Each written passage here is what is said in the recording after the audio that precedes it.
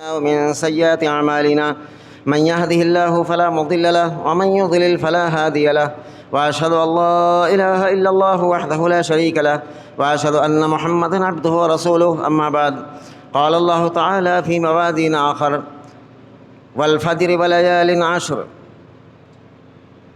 ہر قسم کی حمد و ثنا، تعریف و توصیف، بڑائی اور کبریائی لائق اور زیبا ہے اس اللہ رب العالمین کے لیے جو ہم سب کا خالق و مالک ہے. درود و سلام کے بیش بہا نذرانے اس ذات مقدسہ مطہرہ پر جو ہم سب کے بیچ رشد و ہدایت بنا کر کے بھیجے گئے، جن کا نام نامی اسم گرامی احمد مجتبیٰ محمد مصطفیٰ صلی اللہ علیہ وسلم. میرے بھائی اور بزرگوں، اللہ کا بے انتہا شکر اور احسان ہے کہ جس شب و روز سے ہم اور آپ گزر رہے ہیں وہ بڑے ہی قیمتی ایام ہیں، اور وہ ان دنوں کی جو راتیں ہیں اللہ رب العالمین نے ان راتوں کی قسم کھائی. لیکن افسوس یہ ہے کہ ہمارے اعمال میں کچھ بدلاؤ ہوا یا نہیں ہوا. میں نے پچھلے خطبے میں اس کو بیان کیا تھا کہ رسول اللہ صلی اللہ علیہ وسلم نے فرمایا، صحیح بخاری کی روایت ہے کہ جو یہ 10 دنوں کی پہلی ذی الحجہ سے اور 10 ذی الحجہ تک، یعنی بقرہ عید کے دن تک، یہ جو 10 دن ہوتے ہیں، 10 راتیں ہوتی ہیں، ان کی عبادات اللہ کے نزدیک میدان کارزار میں جہاد کرنے سے زیادہ افضل ہے. سوائے اس شخص کے کہ جو اللہ کے راستے میں شہید ہو جائے، اس کو چھوڑ کر بقیہ تمام چیزوں سے یہ 10 راتیں یا 10 دن افضل ہیں. اور یہ سورہ فجر کی جو 2 آیتیں میں نے تلاوت کی ہیں، اس کے اندر اللہ رب العالمین نے قسم کھائی، والفجر ولیال عشر، قسم ہے فجر کے وقت کی اور قسم ہے ان 10 راتوں کی. اس پر پوری امت کا اتفاق ہے، کسی کا کوئی اختلاف نہیں ہے کہ ان 10 راتوں سے مراد ذی الحجہ کی 10 راتیں ہیں جس سے ہم اور آپ گزر رہے ہیں. کم از کم ہماری زندگی میں کچھ بدلاؤ آنا چاہیے، زیادہ اللہ کا ذکر کرنا چاہیے، زیادہ نفلیں پڑھنا چاہیے، زیادہ قرآن مجید کی تلاوت کی پابندی کرنا چاہیے. ان 10 دنوں کے اندر انسان کی زندگی کا رخ بدل جائے.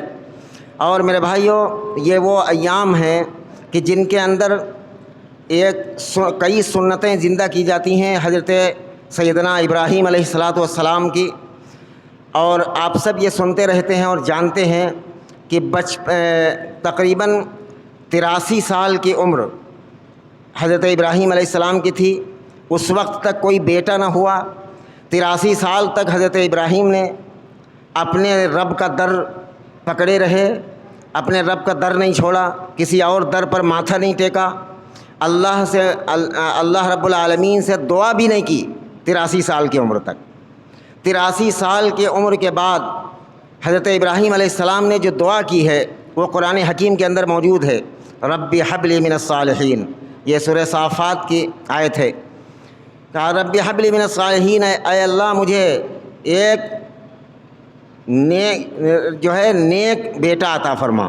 ایک تو یہ پتہ چلا کہ جب اولاد کی دعا مانگی جائے تو ساتھ ساتھ نیک ہونے کی دعا مانگی جائے. رب حب لی من الصالحین، اللہ نے فوراً ان کی دعا قبول کیا اور کہا فبشرناہ بغلام حلیم، تمہیں ایک برداشت کرنے، حلیم کہتے ہیں برداشت کرنے والے کو، کہ ایک برداشت کرنے والے بیٹے کی بشارت دی جاتی ہے. چنانچہ جب اتنی زیادہ عمر میں کوئی بیٹا پیدا ہو تو ظاہر ہے کہ کتنی محبت اس بوڑھے باپ کو ہوگی اس اولاد سے. لیکن اللہ نے حضرت ابراہیم علیہ السلام کو اپنا خلیل کہا. ابراہیم علیہ السلام خلیل اللہ ہیں. رفیق کے معنی دوست ہوتے ہیں عربی میں، اور خلیل کے معنی ہوتے ہیں کہ جو جگری دوست ہو، اس سے زیادہ قریبی کوئی دوست نہ ہو، اسے خلیل کہا جاتا ہے.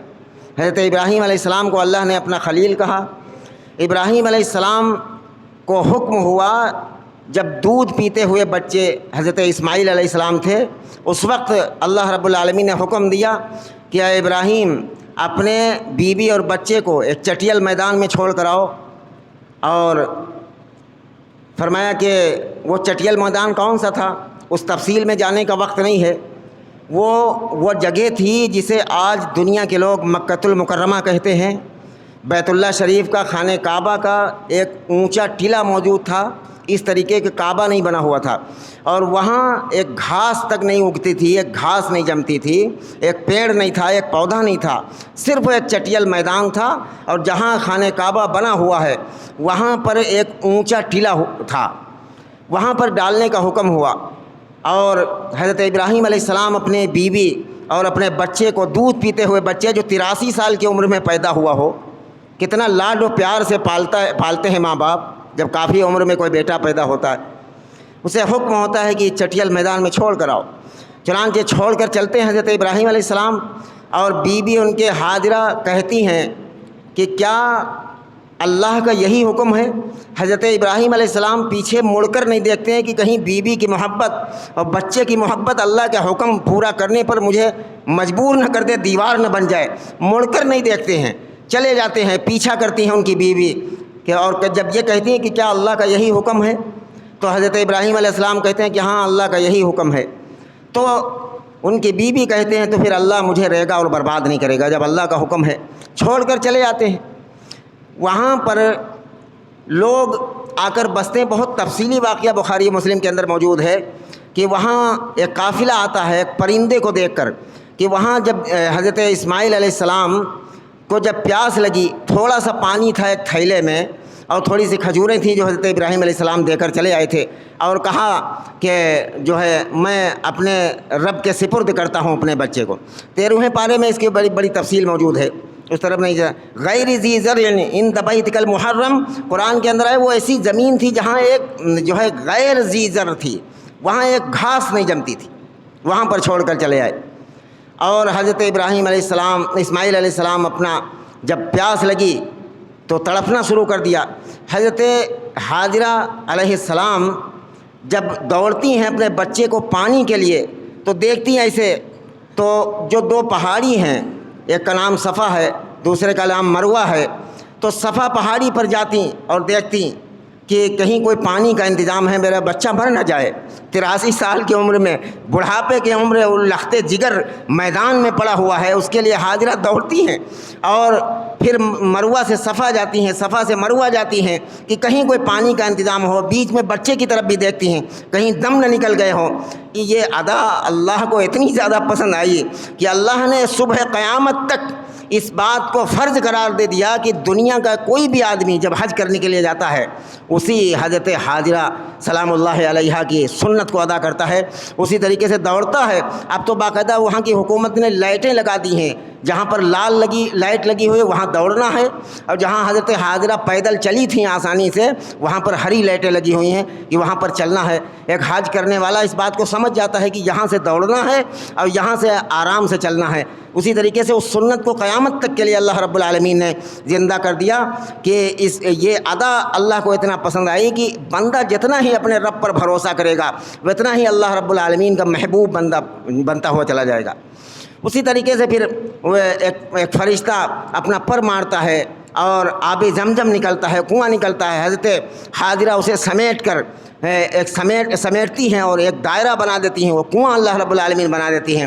اللہ کے نبی صلی اللہ علیہ وسلم فرماتے ہیں صحیح بخاری کے اندر کہ رحمہم اللہ ام الاسماعیل، اللہ کی رحمت ہو حضرت اسماعیل علیہ السلام کی ماں پر، اگر انہوں نے اسے قید نہ کیا ہوتا، اگر انہوں نے ہاتھ سے اس کی میڑیں نہ باندھی ہوتی تو اللہ کی قسم یہ کہ اتنا بڑا چشمہ جاری ہوتا کہ لوگوں کی نگاہ کام نہ کرتی، اتنا بڑا چشمہ یہ جاری ہوتا۔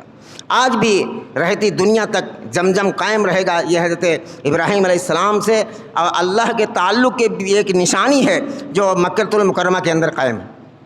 اور وہاں پر چھوڑ کر آتے ہیں، پھر پرندے کو دیکھتے ہیں قافلے والے کہ پانی جہاں ہوتا وہاں اوپر پرندے گشت کرتے ہیں، پرندوں کو دیکھ کر وہ قافلہ آتا ہے، وہیں پر ٹھہر جاتا ہے۔ معاہدہ ہوتا ہے حضرت اسماعیل علیہ السلام کی والدہ سے کہ بھائی پانی پر قبضہ ہمارا رہے گا، تم لوگ رہنا چاہو یہاں رہو، پینے کا پانی ملے گا، تمہارے کام کاج کے لیے پانی ملے گا، لیکن قبضہ ہمارا رہے گا۔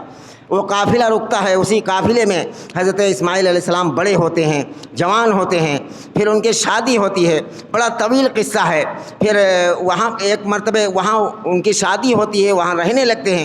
حضرت ابراہیم علیہ السلام جب پہنچتے ہیں اور سلام کرتے ہیں اپنی بہو سے اور پوچھتے ہیں بیٹا تمہارے شوہر کیسے ہیں، سب ٹھیک ٹھاک چل رہا؟ وہ ناشکری کرتی ہے کہ کچھ ٹھیک ٹھاک نہیں چل رہا، زیادہ کمائی نہیں ہے، زیادہ دقتیں ہیں۔ اور کہا حضرت ابراہیم علیہ السلام نے کہ جب تمہارا شوہر آئے گا تو اس سے کہہ دینا کہ جو ہے ایک آدمی آیا تھا، اس نے سلام کہا ہے اور کہا کہ دہلی کو بدل ڈالو، دہلیز کو بدل دو۔ حضرت اسماعیل علیہ السلام جب شام کو واپس آئے بیوی نے کہا کہ ایک بوڑھے شخص آئے تھے، نورانی چہرہ تھا، میرے پاس آئے تھے اور کچھ دیر رکے اور میری خیریت پوچھ رہے تھے. میں نے بتایا اور میں تو کہا، انہوں نے سلام کہا اور یہ کہا کہ دہلیز بدل دو، دہلیز کو بدل دو. اسماعیل علیہ السلام نے ان بیوی کو طلاق دے دی. اور جانتے ہو کون تھے وہ جو آئے ہوئے تھے؟ میرے باپ تھے، کوئی اور نہیں تھا. اور دہلیز بدلنے کا مقصد یہ ہے کہ جو عورت ناشکری ہو وہ ایک مومن کے لیے زیبا نہیں ہے. اور یہ حضرت ابراہیم علیہ السلام نے اسی لیے کہا کہ دہلیز کو بدل دو. اسماعیل علیہ السلام سمجھ گئے، طلاق دے دیا. ایک باپ کی یہ حیثیت ہوتی ہے اس مذہب اسلام کے اندر. یہاں تو عام طور پر یہ ہے کہ نوجوان اپنی مرضی سے کسی ایسی لڑکی سے شادی کرنا چاہے جو زیبا نہ ہو، جو اس کے اندر خرابیاں جو باپ دیکھ رہا ہے، اگر اس سے منع کرے تو اس سے رکنے کے لیے نام نہیں لیتا. وہاں ایک زبان کہنے پر حضرت اسماعیل علیہ السلام نے طلاق دی اور دوسری بیوی سے نکاح کیا. دوسری بیوی بھی ناشکری نہیں کری. ایک دن پھر آئے حضرت ابراہیم علیہ السلام، پھر وہاں خیریت پوچھی، وہ ناشکری کرنے لگی اور اپنے شوہر کی برائی کرنے لگی. تو حضرت ابراہیم علیہ السلام نے کہا کہ جب تمہارے شوہر آئیں گے تو میرا سلام کہہ دینا اور کہہ دینا کہ دہلیز کو بدل دے. شام کو پھر آئے، وہی قصہ ہوا. حضرت اسماعیل علیہ السلام نے اس بیوی کو بھی طلاق دے دیا اور کہا وہ میرے باپ تھے. اور اس کے بعد تیسری بیوی سے نکاح کیا حضرت اسماعیل علیہ السلام نے. اور اس کے بعد جب پھر آئے حضرت ابراہیم علیہ السلام اور حال چال لیا، وہ عورت مومنہ تھی، نیک بخت تھی. اس نے کہا الحمدللہ، اللہ کا شکر ہے میری زندگی بڑی اچھی گزر رہی، میرے شوہر بڑے جو ہے مجھ سے بہت زیادہ پیار کرتے ہیں، بہت زیادہ محبت کرتے ہیں. بڑی تعریف کی اور کہا کہ میں جا رہا ہوں، جب تمہارے شوہر آئیں گے میرا سلام کہہ دینا اور یہ کہہ دینا کہ دہلیز کو برقرار رکھیں، دہلیز صحیح ہے. جب آئے حضرت اسماعیل علیہ السلام تو خوش ہوئے کہ میرے باپ کو یہ بیوی پسند ہے. یہ قربانی ہے، یہ حضرت اسماعیل علیہ السلام کی قربانی کے بعد کا واقعہ ہے جو میں بیان کر رہا ہوں. وہ تو 13 سال کی عمر میں یہ واقعہ پیش آیا تھا قربانی والا، لیکن ان تمام سنتوں کو اللہ رب العالمین نے زندہ رکھا قیامت تک کے لیے. جو حجاج کرام حج کرنے کے لیے جاتے ہیں ان ساری چیزوں کو کرنا پڑتا، وہاں قربانی بھی کرنا پڑتا. جہاں ابراہیم علیہ السلام نے کیا تھا وہاں سب کچھ وہ اعمال کرنے. میں نے پچھلے خطبے میں اس کو تفصیل سے بیان کیا ہے. اب آتے ہیں کچھ مسائل کی طرف. جو عام طور پر آدمی سچ کڑوا ہوتا ہے اور سچ کہنے میں ڈرتا ہے آج اور سب سے زیادہ مولوی ڈرتا ہے آج کے دور کے اندر. اگر عالم سچ بات کہتے ہوئے ڈر جائے تو اسلام کا بیڑا غرق، امت کا بیڑا غرق ہو جائے گا. میرے بھائیو، ڈرنا نہیں چاہیے، صاف بات کہنا چاہیے، چاہے اس عمل کو بڑے آدمی کر رہے ہوں یا غریب آدمی کر رہے ہوں. جو عمل صحیح نہیں ہے مذہب اسلام کے اندر اس کو کھول کر بیان کرنا چاہیے.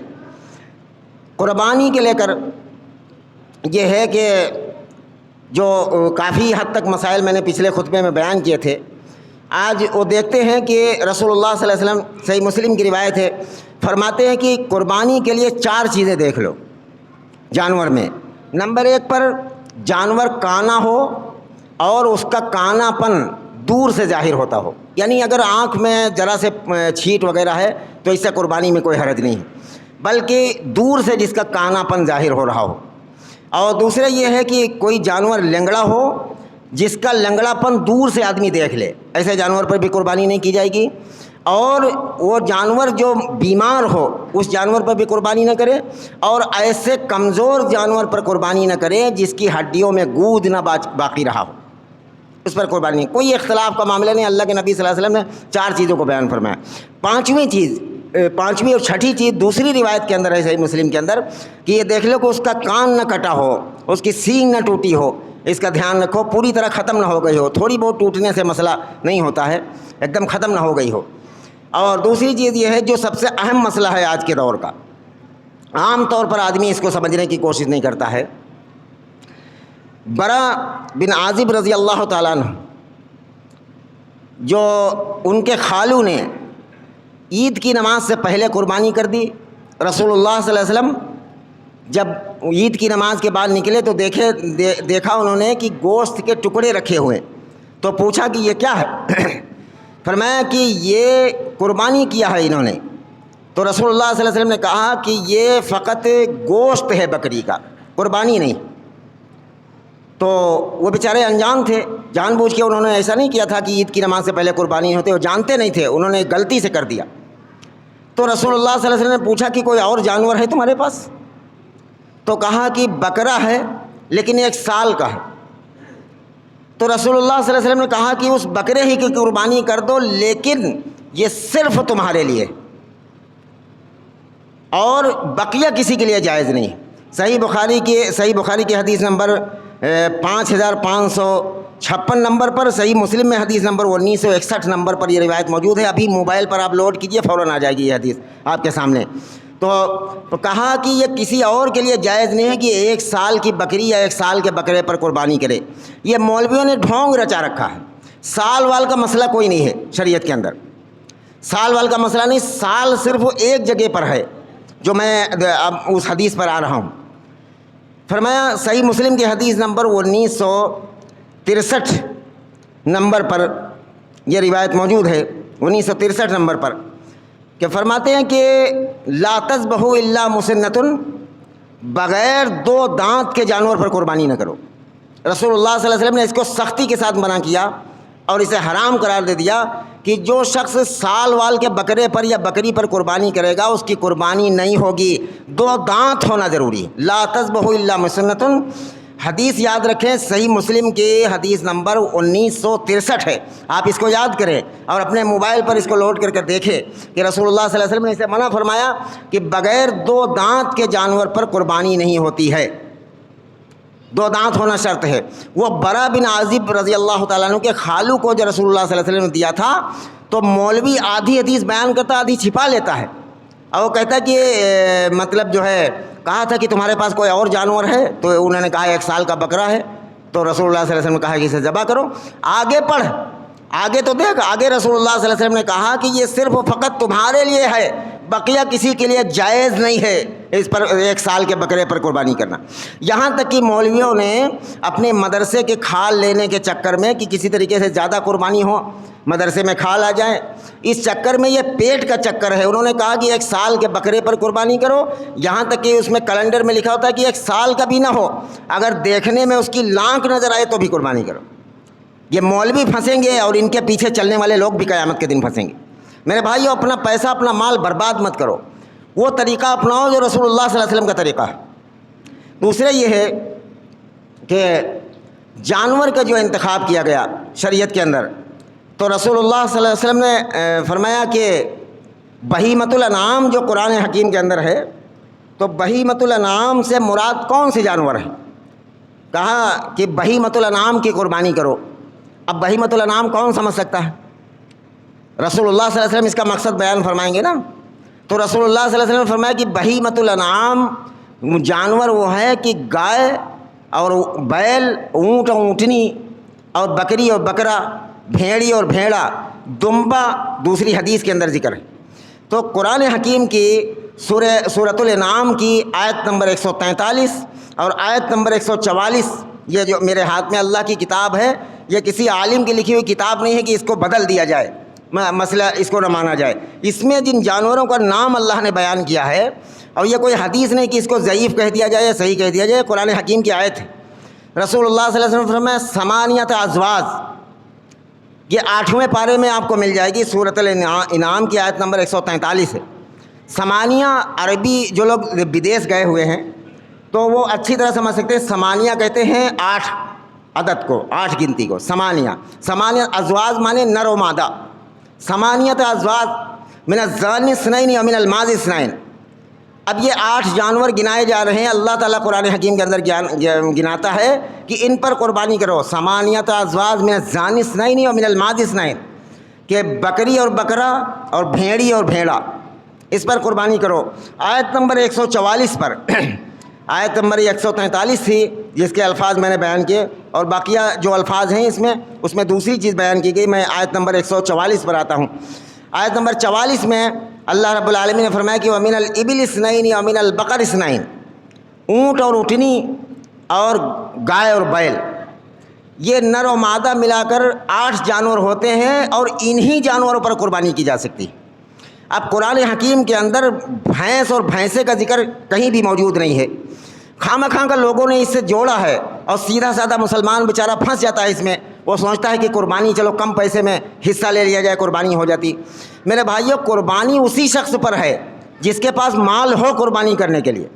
اگر مال کم ہے تو اس سال مت کرو، اگلے سال کرو قربانی۔ کون کہتا ہے قربانی سنت موقعہ ہے، فرض یا واجب نہیں ہے، لیکن ان جانوروں پر کرو جن جانوروں کو اللہ رب العالمین نے حکم دیا اور رسول اللہ صلی اللہ علیہ وسلم نے ان جانوروں پر کیا ہے، ان جانوروں پر قربانی کرو۔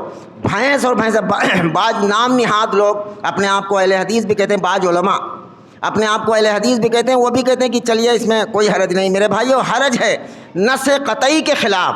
دنیا کے 1 کروڑ عالموں کی بات نہیں مانی جا سکتی ہے، قرآن حکیم کی ایک آیت کے خلاف اگر جس نے 1 کروڑ عالموں کی بھی بات مانی وہ شخص بھی گمراہ ہے، اور یہ مولوی بھی جہنم کے اندر جائیں گے اور ایسے لوگوں کو بھی جہنم کے اندر لے جائیں گے۔ میرے بھائیوں، میں آپ کا دشمن نہیں ہوں، میں ہمدرد ہوں۔ میں یہ کہتا ہوں محبت کے ناطے سے، ہمدردی کے ناطے سے، کہ اپنا مال برباد مت کرو۔ جانور بکری بکرا ذبح کرو تو دانتا ہونا شرط ہے، لا تذبحوا الا مسنۃ، صحیح مسلم کی حدیث نمبر 1963، کہ جس میں فرمایا کہ بغیر 2 دانت کے جانور پر قربانی نہیں ہو سکتی، اور دانتے ہوئے جانور یہ ہوں تو اس میں سے 8 جانور ہوں، 8 ازواج، 8 نر و مادہ، من الزانی اثنین و من الماعز اثنین، بکری بکرا اور بھیڑی بھیڑا، ومن الابل اثنین و من البقر اثنین، اونٹ نر اور مادہ، اور گائے نر و مادہ۔ اب چونکہ گائے اپنے ملک میں بند ہے، اپنی حکومت میں بند کر رکھا ہے، تو لوگ کبھی کبھی سوال کرتے ہیں کہ آپ کا کہنا ٹھیک ہے، لوگ مان بھی رہے، کہتے ہیں کہ آپ صحیح کہتے ہیں کہ قرآن حدیث کے اندر کہیں پھر بھینسا نہیں ہے، لیکن یہاں کی حکومت نے بند کیا۔ تو میرے بھائیوں، جن جانوروں کو بند کیا ہے، اگر یہ ملک جب آزاد ہوا تھا، اس وقت کے علماء اگر یہ آواز اٹھاتے تو آج لکھت میں ہوتا کہ بھائی ہم پورا سال نہیں کریں گے، اس کو نہیں ذبح کریں گے، لیکن مذہبی معاملے میں ہم نہیں مانیں گے، تو آج یہ ہوتا کہ یہاں پر گائے پر قربانی ہو۔ اب اگر کوئی شخص کرے تو ظاہر ہے اس کو جیل ہو جائے گی، نہ جانے کون کون سے کیس لگ جائیں گے، اور جو کرنے کو کہے اس کو بھی جیل ہو جائے گی۔ تو آج کے دور میں تو نہیں گائے پر قربانی کی جا سکتی ہے، لیکن اس کا مطلب یہ نہیں ہے کہ وہ جانور بدل دیا جائے، جانور نہیں بدلا جا سکتا ہے، بلکہ جن جانوروں پر پابندی نہیں ہے ان میں سے کی جائے۔ جیسے کہ مثال کے طور پر آدمی حصہ لیتا ہے 3500 4000، اچھا جانور ہے تو 4000 کے اوپر حصہ ملتا ہے، 4 ساڑھے 4 5 ہزار تک بکری بھی مل جائے گی، اس پر قربانی کرے جو دانتی ہو، تو کم از کم دل اطمینان میں رہے کہ ہم نے اس جانور پر قربانی کی ہے جس جانور پر اللہ اس کے رسول کا حکم ہے۔ زیادہ پیسے والی قربانی آپ کرا سکتے ہیں تو بکرا لے لے 10-20 ہزار کا، اور زیادہ بہتر ہے، جتنا گھورو اتنا میٹھا، اچھے جانور پر قربانی کرو، لیکن جانور نہیں بدلا جا سکتا۔ اگر وقت بدلنے پر برا بن عازب رضی اللہ تعالیٰ عنہ کے خالو نے عید کی نماز سے پہلے قربانی کی تو رسول اللہ صلی اللہ علیہ وسلم نے فرمایا کہ لحم شاۃ تل کا، یہ فقط گوشت ہے، قربانی نہیں ہے، اور تم جانور بدل کر دوسرے جانور پر قربانی کرو، اللہ اس کے رسول کی بارگاہ میں کیسے قبول ہو سکتا ہے؟ میرے بھائیوں، میں ہمدردی میں کہہ رہا ہوں، میں دشمن نہیں ہوں، اب میں کوئی پولیس داروغہ نہیں ہوں جس کا دل چاہے مانے جس کا دل چاہے نہ مانے، جو لوگ کر رہے ہیں، مجھے اس سے کوئی دشمنی نہیں، اور حلال ہونے میں کوئی شک و شبہ نہیں۔ جتنے بھی وہ جانور ہیں جن کے دانت چپٹے ہوتے ہیں، برابر ہوتے ہیں، اللہ کے نبی کا حکم ہے سارے ایسے جانور حلال ہے، بھینسا حلال ہے، اور زراف حلال ہے، باراسنگا حلال ہے، ہرن حلال ہے، نیل گائے حلال ہے، جتنے بھی جانور ہیں گھاس چگتے ہیں سب کے سب حلال ہے، لیکن ہر حلال جانور پر قربانی نہیں۔ اگر قرآن حکیم کے اندر یہ آیت ہوتی کہ ہر حلال جانور پر قربانی کرو تو آپ بھینسے پر بھی قربانی کر سکتے تھے، لیکن قرآن حکیم کے اندر بین کیا گیا ہے 8 ازواج، 8 نر و مادہ پر قربانی کرو، اس میں سے بکری بکرا، بھیڑی بھیڑا، گائے و بیل، اونٹ اور اونٹنی، ان 8 جانوروں میں سے کسی ایک پر قربانی کرو۔ اگر ملک کی حکومت نے گائے کو بند کر رکھا ہے تو ہم یہ نہیں کہتے کہ چلو مسجد سے نکلو جہاد کر لیا جائے، ایسا تو ممکن نہیں ہے آج کے دور میں۔ جہاد کرنے سے ہم نہتھے لوگ جہاد کیا کر سکتے ہیں جانور کے لیے؟ مسجد کے لیے تو جہاد کر نہیں پاتے، جانور کے لیے کیا کر پائیں گے؟ تو یہ نہیں مطلب، اگر وہ حکومت کی اس بات کو مانو، اس جانور پر مت کرو قربانی، لیکن اس کے بدلے میں دوسرے جانور پر جس میں 7 حصے لگائے جائیں، 7 حصوں کا ذکر جہاں ہے، وہاں بخاری کی روایت ہے کہ ایک جو ہے حضرت عبداللہ بن مسعود رضی اللہ تعالیٰ عنہ فرماتے ہیں کہ رسول اللہ صلی اللہ علیہ وسلم کے ساتھ میں ہم سفر میں تھے تو وہاں اونٹ ذبح کیا گیا، اونٹ میں 10 لوگوں نے حصہ لیا، اور گائے میں 7 لوگوں نے حصہ لیا، تو بعض لوگ جو بھینس کو گائے کی طرح مانتے ہیں وہ 7 حصے بھی کرتے ہیں، باقاعدہ اسی طرح گائے شمار کر کے کرتے ہیں۔ میرے بھائیوں، گائے اور ایمے دونوں میں بڑا فرق ہے۔ دیکھو عربی زبان کے اندر گائے کو بقرہ کہا جاتا ہے، بڑے قاف سے بقرہ، چھوٹے قاف سے تو بکری ہوتی ہے، لیکن بڑے قاف سے البقرہ، جیسے سورہ بقرہ ہے یہ گائے کے نام سے اتری ہے، البقرہ، تو یہ گائے ہے۔ اور اس گائے جو ہے اور بھینس کو عربی زبان کے اندر جاموس کہا جاتا ہے، جاموس، دونوں کے نام الگ الگ ہیں، دونوں ایک چیزیں کیسے ہو جائیں گی؟ لوگ کہتے ہیں کہ ہاں بالکل صحیح ہے آپ کا کہنا قرآن حدیث، لیکن یہ گائے کی طرح ہے، گائے کی طرح بہت سارے فرق ہیں، اس کے نام میں فرق، اسے بقرہ کہا جاتا ہے بڑے قاف سے، اسے جاموس کہا جاتا ہے، اس کا گوشت پیلا رنگ کا تھوڑا بہت ہوتا ہے اور اس کا لال رنگ کا ہوتا ہے۔